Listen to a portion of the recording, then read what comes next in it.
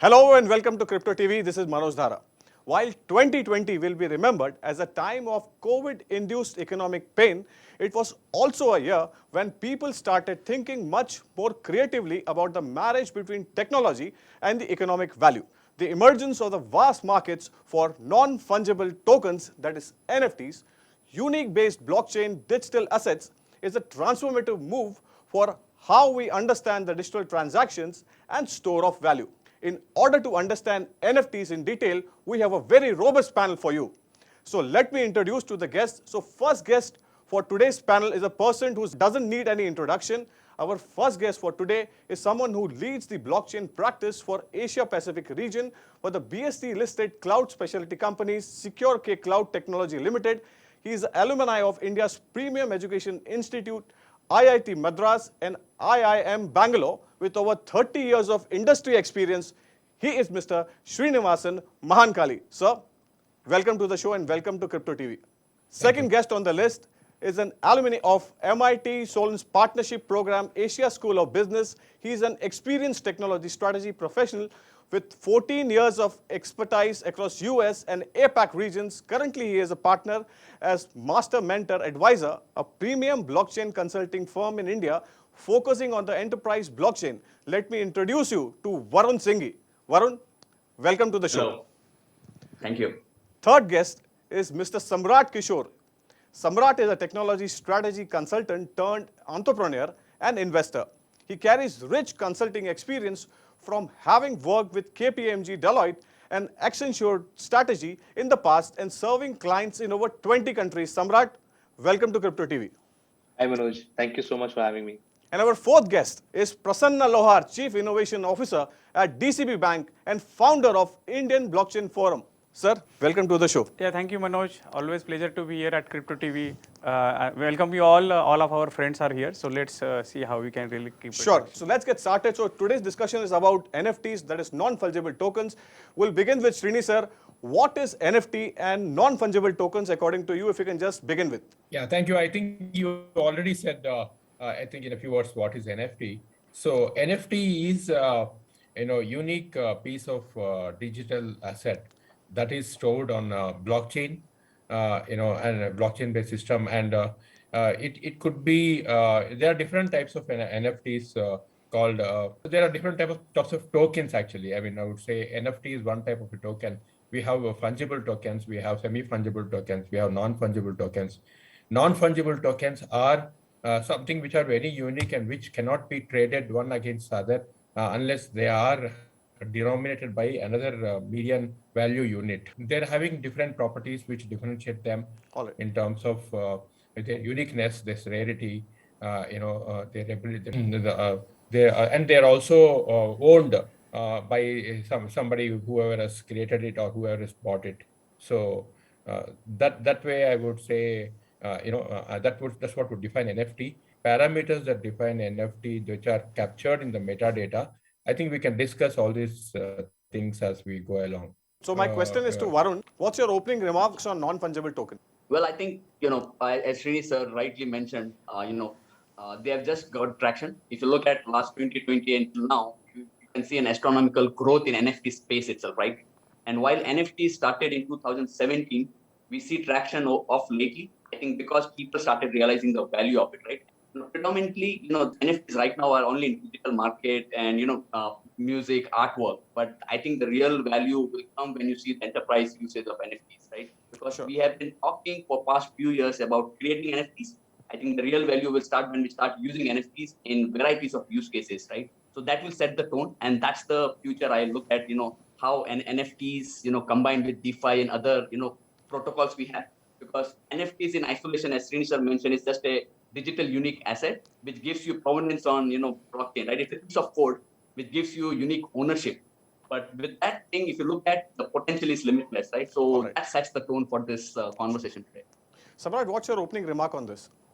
Sure, Manoj. So I think the other panelists have covered it really well, but I would want to just add to that yes, I think it is its real value is derived out of the economic innovation which comes along with the code. So I think the real wrapper around why it became so valuable all of a sudden is the interest it has garnered in the past 1.5 years from celebrities as well as average people like us alike.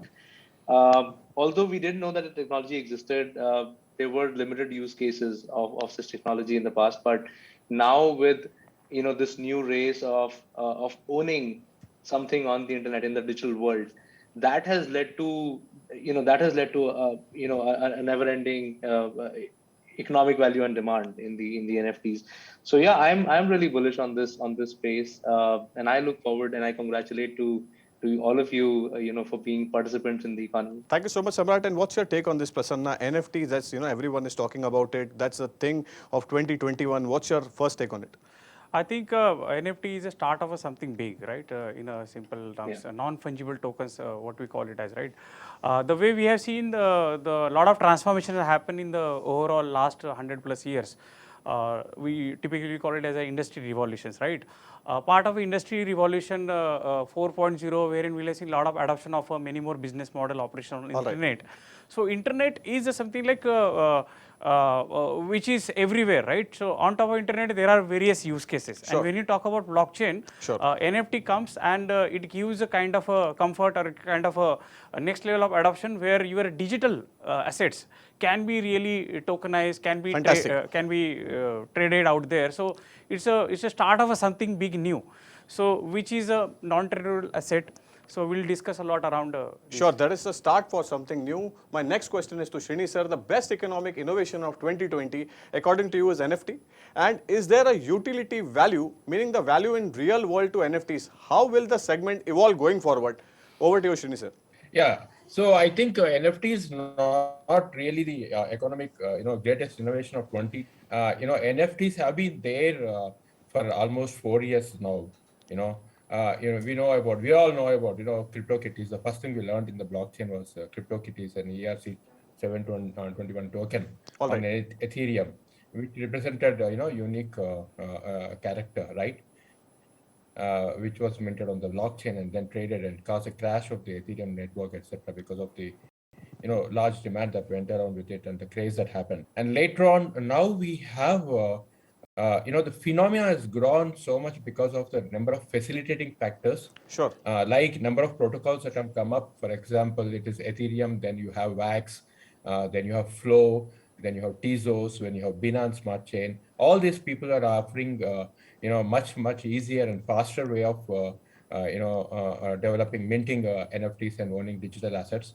And then now Polkadot is offering, interoperability, speed of execution. Any Tom, Dick, and Harry can simply, with just by scanning a QR code, can own an, NFT through this engine framework. So that way, it has now become, people have started understanding and started using it more.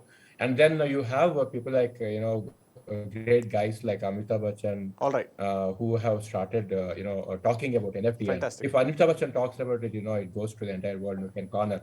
And he's spoken and definitely has minted money as well. Using it in many more ways. Yeah, so people started using it in many more ways.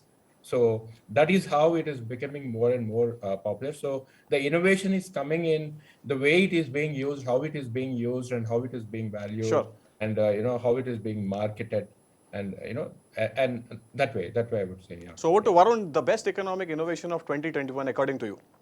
So again, NFTs as such, I think they were already existing, Right. I would say that, the economic value generated by it, I think that's the game changer, right? As Srini sir mentioned rightly, and even Samrat, I think, touched upon it, that, how do you wrap it around with, utility providing benefits, right? So if you look at it, NFT today, it's getting traction because I think if I look at it in a way, the ecosystem is developing, right? The ecosystem, because NFT in isolation might not do the trick, right? Because you need a supporting ecosystem. And today, if you look at it, Ethereum is taking the major, chunk of NFT related stuff happening. Without any doubt.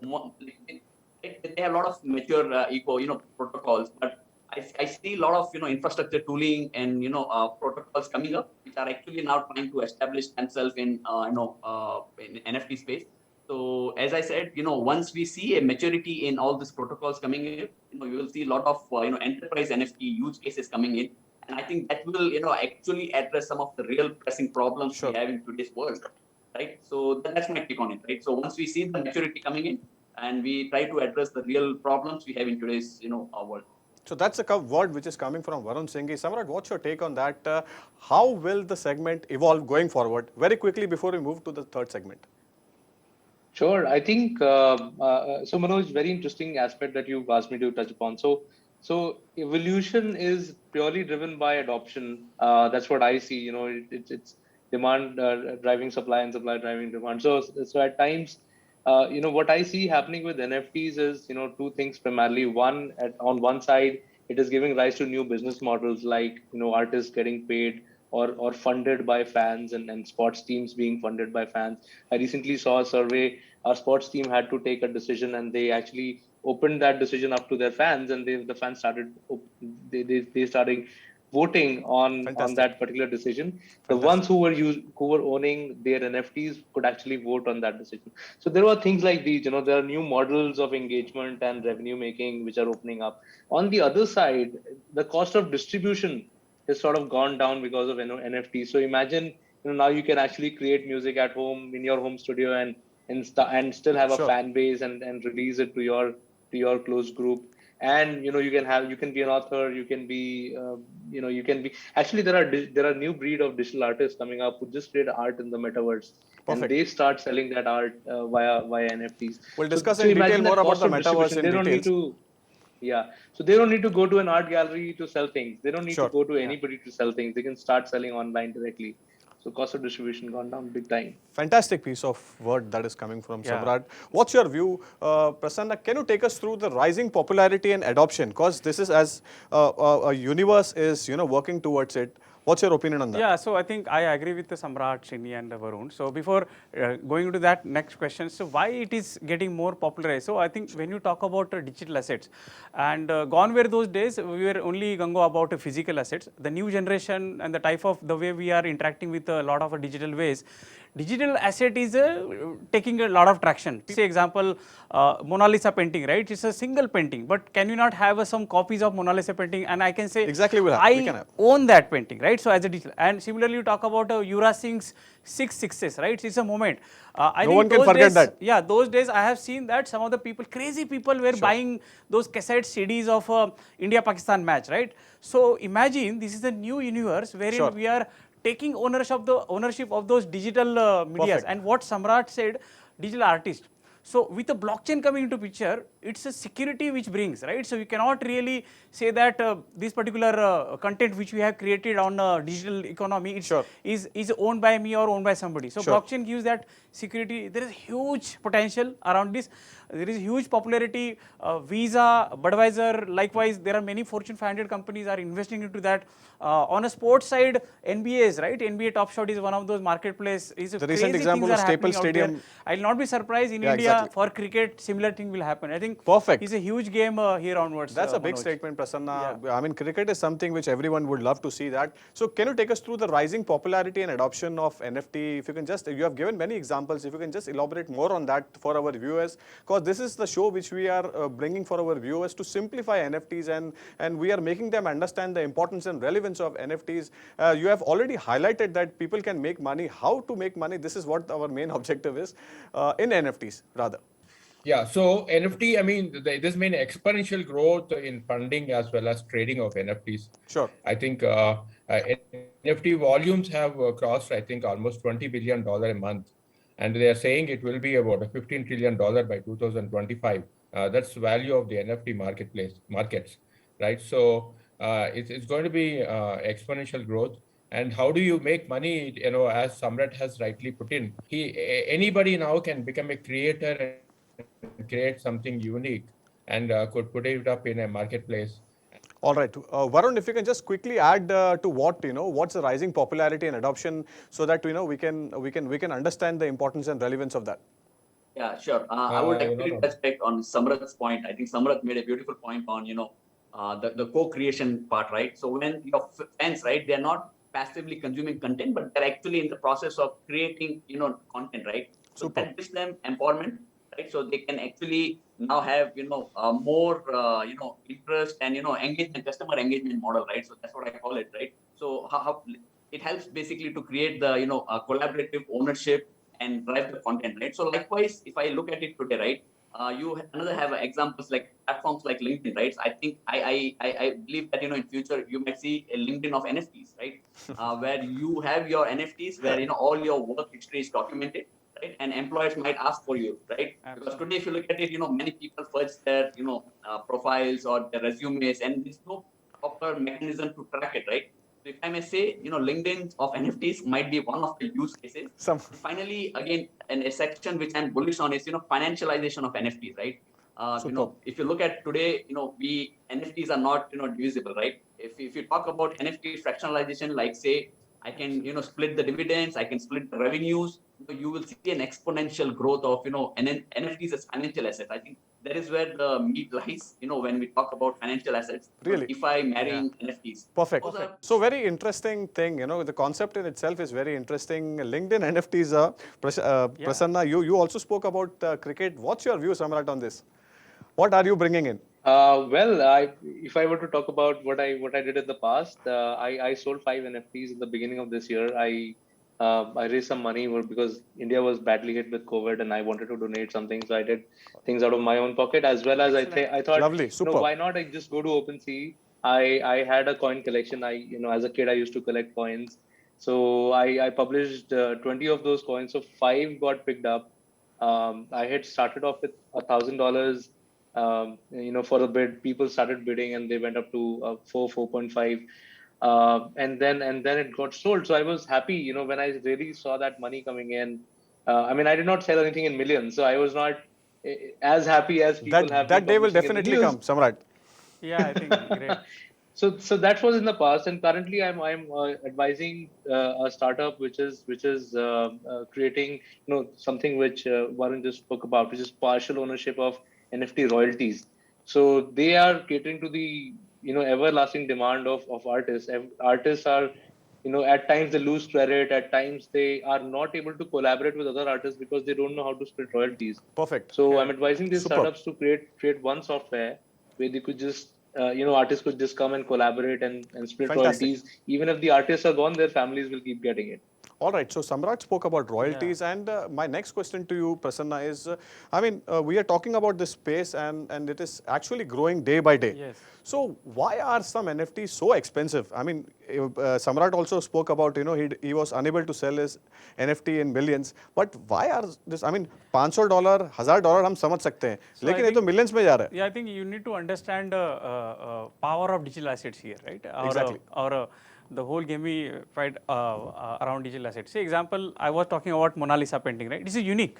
Or you Right. talk about Taj Mahal, or you talk Right. about those moments. Typically, I call those moments as a NFT moments. All right. Say example, Crypto TV. The first video of a Crypto TV. Imagine, right, the traction, and imagine the value of that first video of Crypto TV. Ownership of that after 10 years. Fantastic. Say example, Jack Dorsey, which is a Twitter's ex-CEO, right? He has almost so many millions, right, for a first Twitter tweet. So I think that's the traction, right? People here today are a lot of gung-ho about those digital moments, right? Yuvraj Singh 6 sixes, you talk about my own, right? So I'll not be surprised there will be a marketplace of NFTs where it's called as a human NFTs, right? Human talent NFTs. It will be open for all the human beings. Everybody can be an influencer or artist, and they can claim their ownership with a blockchain technology in the backend. So I think why popularity is coming, young breed is a more gung-ho about digital assets, and they want to really show this is my own, right? So if somebody wants to really claim that particular moment, which is a Mona Lisa's painting or Sure. something like Yuvraj Singh 6, so that's a wow moment for them. So that is how I'll not be surprised this market will go very high. It was indeed a wonderful panel discussion about non-fungible tokens. Hope to see you soon. Thank you so much, everyone.